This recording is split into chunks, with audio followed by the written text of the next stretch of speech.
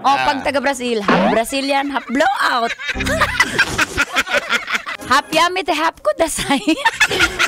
Yamete kudasay. Nung na-discover ng tao yung crossbreed, posible na lahat ng lahi yung genetic mutation. Yun.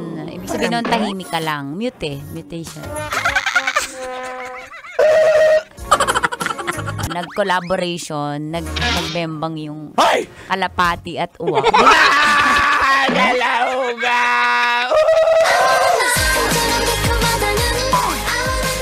Ano bang mga sample ng crossbreed na aso? German Shepherd. Tapos? Half German, half Shepherd.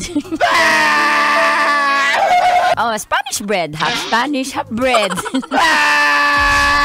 Pag taga-Brazil, half Brazilian, half blowout.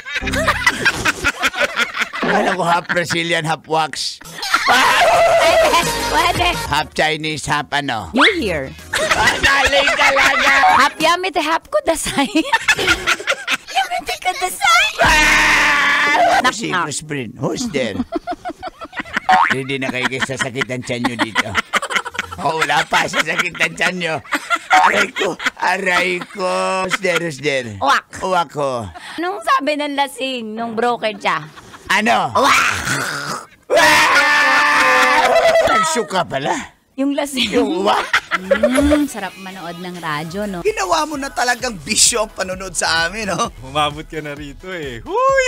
Kaya kung gusto mong tuloy-tuloy pa ang tawanan, Iyakan at kiligan, aba, i-like mo na ang video na ito. At mag-comment ka na rin sa Bisyo Hit mo na rin ang notification bell. para updated ka sa mga kaganapan namin dito sa Love Radio. kailangan pa bang i-memorize yan? Basic.